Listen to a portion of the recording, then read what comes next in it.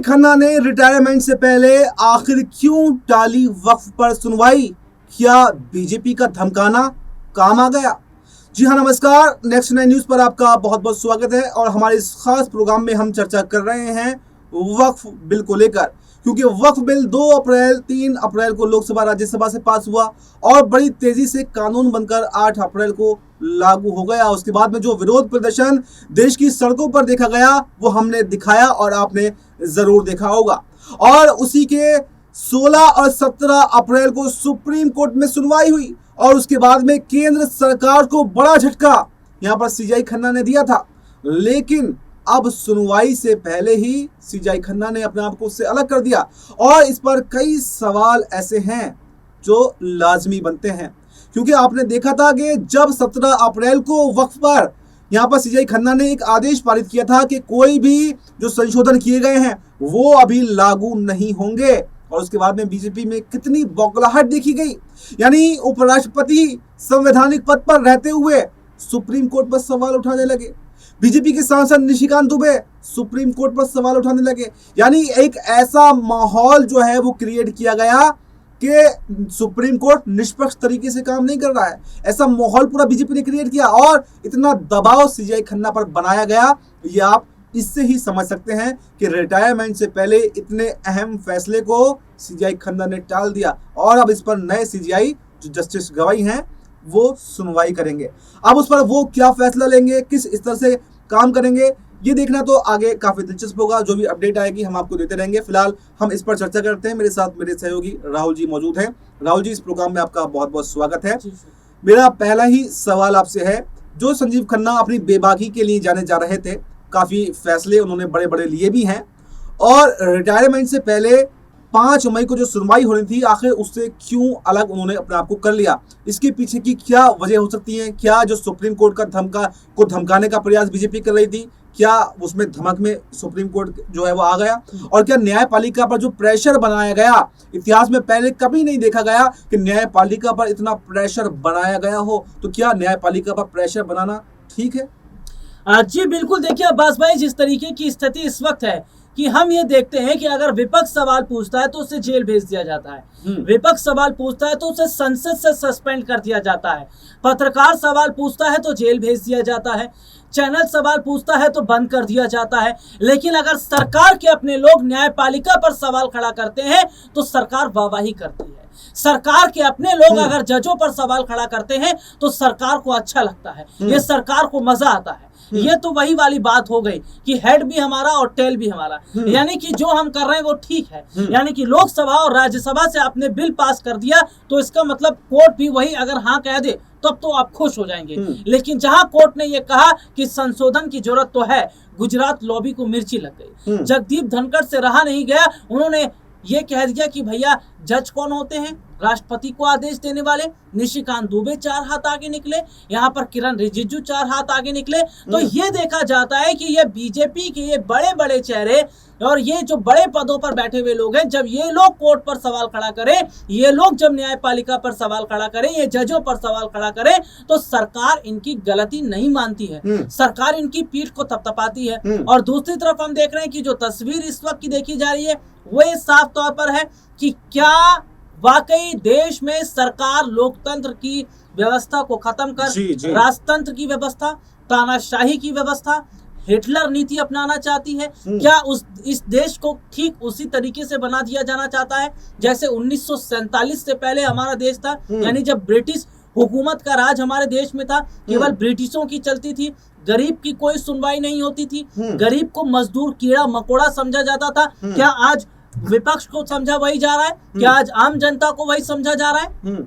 लेकिन राहुल जी, सवाल इस पर एक ये भी बनता है कि जस्टिस खन्ना ने अपना काम तो कर दिया, लोग कई लोग जो हैं उनकी तारीफ भी कर रहे हैं कि अपना काम तो वो करके चले गए, लेकिन अपने आप को लास्ट में अलग करने की उनकी कुछ मजबूरी हो सकती है। लेकिन जस्टिस गवाई जो है इस पर आगे सुनवाई करेंगे। आखिर इतनी हड़बड़ाहट क्यों है? शायद सीजेआई खन्ना ने ये सोचा होगा कि अगर मैं जल्दबाजी में फैसला कर देता हूं तो फिर इस पर सवाल उठाए जाएंगे, मुझ पर सवाल उठाए जाएंगे, सुप्रीम कोर्ट पर सवाल उठाए जाएंगे और शायद पुनर्विचार याचिका के लिए दोबारा से बीजेपी इसको कोशिश करे। तो शायद उन्होंने इसको एक मौका दिया कि अगर इस पर एक लंबी विस्तार से सुनवाई होगी तो शायद तमाम जो पक्ष हैं, विपक्ष हो या पक्ष हो, उसको संतुष्टि हो सकती है। तो क्या आपको अभी भी ये लगता है कि जस्टिस गवाई जो है इस पर कोई बड़ा फैसला जो है वो सुनाएंगे, और क्या इस बिल को आगे चल के रद्द भी कर सकते हैं? क्योंकि देखिए, सुप्रीम कोर्ट जज बदलते रहते हैं, जज तो आते हैं जाते हैं, लेकिन संविधान तो वही है। तो संविधान वही होने के नाते क्या जो रोके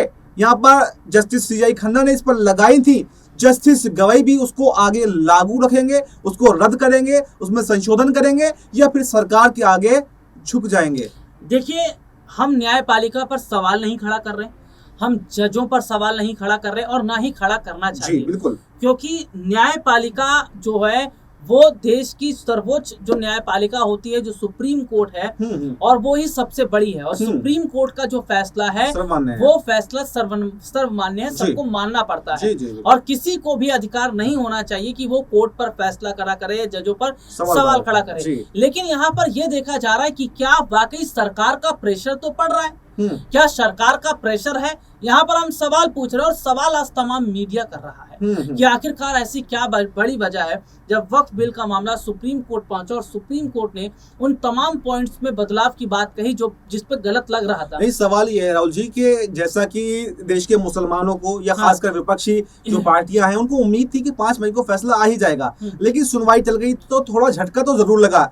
लेकिन कुछ लोगों का कहना यह है कि अभी भी हमें पूरी उम्मीद सुप्रीम कोर्ट से है, जज चाहे बदलते रहे लेकिन संविधान तो वही है। और उनकी जो बात है, उन्होंने ये कहा है कि यहाँ पर मुसलमानों के धर्म में जो है इंटरफेयर करने की कोशिश की गई, यानी धार्मिक स्वतंत्रता को खतरा है। आर्टिकल 25 जो है वो कहता है धार्मिक स्वतंत्रता का अधिकार देता है, तो उसमें कहीं ना कहीं हस्तक्षेप जो है वो सरकार कर रही है। तो क्या जो नए जज हैं, जब संविधान एक है, बात एक है, तो क्या नए जज जो हैं वो भी इस फैसले को आगे कायम रखेंगे, या फिर सरकार के दबाव में आकर वो भी इसको रद्द नहीं करेंगे?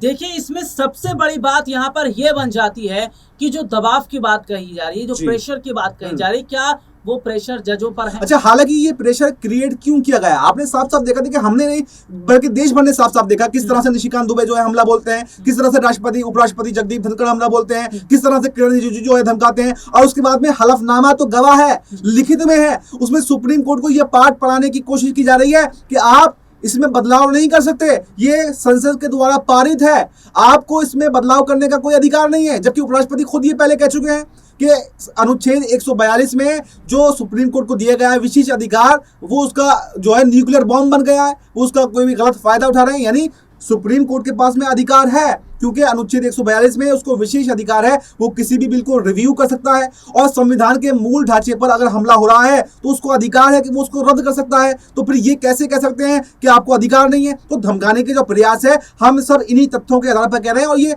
हर कोई जानता है। तो अब सवाल यह है कि जब संविधान वही है, जब सब कुछ वही है, तो अगले सीजीआई जो है क्या इस पर ऐतिहासिक फैसला सुनाएंगे या फिर नहीं? देखिए, सबसे बड़ी बात है कि जो अगले सीजीआई हैं, 14 तारीख को नए सीजीआई की जो बनेंगे वो बी आर गवाई हैं, और 13 तारीख को रिटायरमेंट है जो है सीजीआई खन्ना का। थोड़ा शॉर्ट में जी, और ऐसे में देखा जा रहा है कि जो जस्टिस बी आर गवाई की पीठ है, अगर वो इस मामले पर फैसला सुनाती तो क्या ये सरकार के लिए राहत है? हालांकि जिस तरीके से सुनवाई टाल दी गई है उससे देखकर तो ऐसा लग रहा है कि कुछ ना कुछ तो दाल में काला है।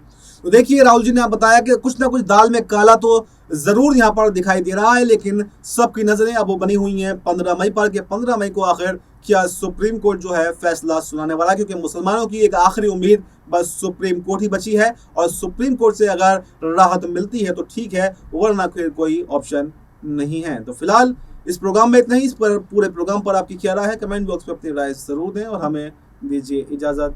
नमस्कार।